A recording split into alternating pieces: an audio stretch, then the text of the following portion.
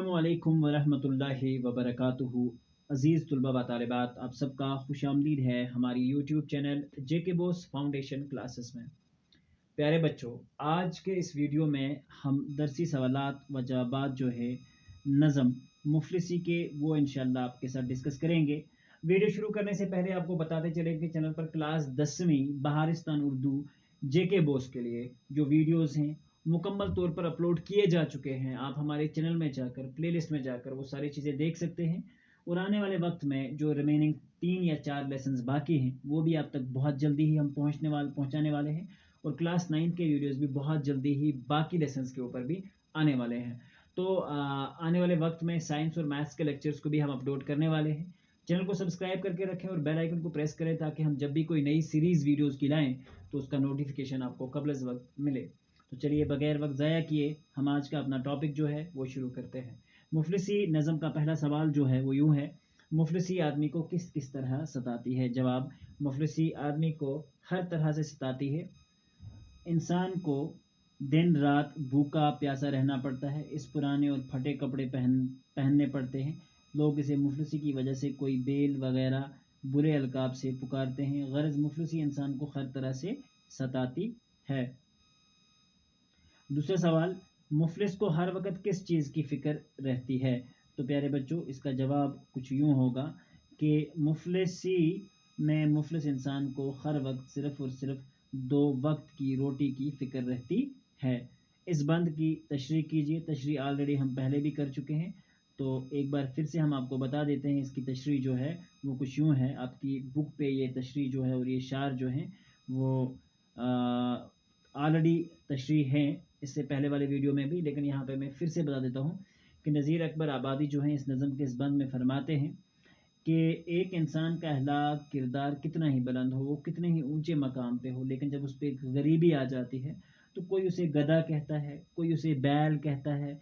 तो मुफलिस इंसान के कपड़े बेचारे के पुराने होते हैं, फटे हुए होते हैं और उसका मुंह जो होता है वो खुश्क होता है, दांत बेचारे के जर्द हो जाते हैं, जिस्म पर बहुत सारा मैल जमा होता है। गर्ज एक जो गरीब इंसान होता है उसकी हालत जो होती है मुफलिसी की वजह से कैदियों जैसी हो जाती है।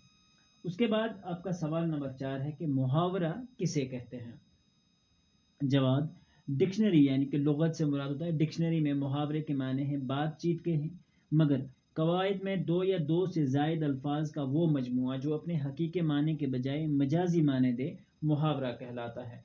मतलब क्या होगा क्वेश्चन पॉइंट कि इसका मीनिंग ये है कि एक ऐसा कॉम्बिनेशन वर्ड्स का जो हमें पढ़ने में जो समझ आए वो अलग दिखे, लेकिन हकीकत में उसका मीनिंग जो है वो अलग होता है। देखो, जैसे मैं आपको एक मुहावरा बताता हूँ, 900 चूहे खा के बिल्ली चली हज को। इसका क्या मतलब हो सकता है? यानी कि बिल्ली ने 900, बिल्ली कहाँ हज को जाएगी, ऐसा नहीं है ना।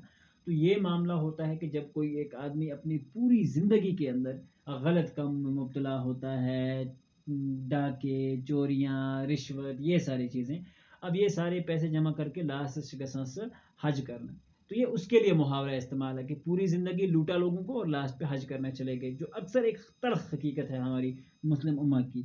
ठीक है, मैं सब लोगों के लिए नहीं कह रहा हूँ, लेकिन अक्सर यही है कि पूरी ज़िंदगी हम गलत करते हैं। पचासा जो स्टार्ट होता है एट द एंडिंग पीरियड, पचासा मस्जिद ब्रह्म सफस तुम्हें लोग बेहद यमन, जिसको हम बोलेंगे कि यम पूरी ज़िंदगी जिन्होंने गलत काम किया लास्ट में वो बड़े बड़े मुहज्जिब बन जाते हैं। ठीक है, दिल जलाना जैसे, तो इसका मतलब क्या है, 2 वर्डों का ऐसा ऐसा मजमुआ जिसके अंदर क्या होता है, पढ़ने से हमको आपको डिफरेंट लगे कि, लेकिन उसका असल में हकीकी मीनिंग डिफरेंट होता है। जैसे मतलब दिल जलाना, दिल इसम है और जलाना मजदर है, इन दोनों अल्फाज को मिलाकर दिल जलाना बनता है। मुहावरा वजूद में आया जिसके माने सख्त रंज देना, सख्त तकलीफ पहुंचाना, ये है। हालांकि दोनों लफ्ज़ों के लग़वी माने अगर हम देखें तो अलग है, दिल अलग है, जलाना अलग है, लेकिन जब इसको मिलाते हैं हम तो दिल जलाने का जो लुग़वी माना होता है बिल्कुल अलग हो जाता है।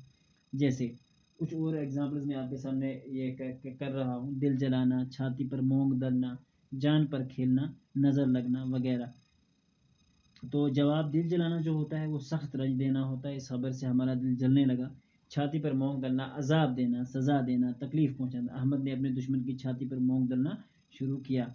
इसके बाद अगला जो है जान पर खेलना, ایسا کام کرنا جس میں جان جانے کا خطرہ ہو۔ بشیر نے جان پر کھیل کر رشید کو دریا میں ڈوبنے سے بچا لیا۔ نظر لگنا، بری نظر کا اثر ہو جانا، بھوت پریت کا سایہ ہونا۔ بچوں کو رات کے وقت باہر گھومنا نہیں چاہیے، اس سے نظر لگ جاتی ہے۔ اس نظم کا خلاصہ اپنے الفاظ میں لکھیے۔ اس کا سوال نمبر 5 جو ہے، اور آخری سوال اس نظم کا کچھ یوں ہے: نظم مفلسی کا خلاصہ جو ہے اکثر و بیشتر ایگزام میں پوچھا جاتا ہے۔ چلیے ہم یہ خلاصہ آپ کے سامنے بیان کرتے ہیں۔ یہ نظم مفلسی نذیر اکبر آبادی کی قلم کی نوک سے جنم پائی، یعنی کہ لکھی گئی۔ اس نظم میں نذیر نے مفلسی کی کئی برائیوں کا تذکرہ کیا۔ فرماتے ہیں کہ جب مفلسی ایک انسان کو آ جاتی ہے، وہ اسے ہر طرح سے دکھ دیتی ہے۔ وہ تمام دن و رات بھوکا پیاسا رہتا ہے، اسے ہر پل 2 وقت کی روٹی کی فکر ستاتی رہتی ہے، اور روٹی کو پانے کے لیے اس کو ہزاروں جتن کرنے پڑتے ہیں۔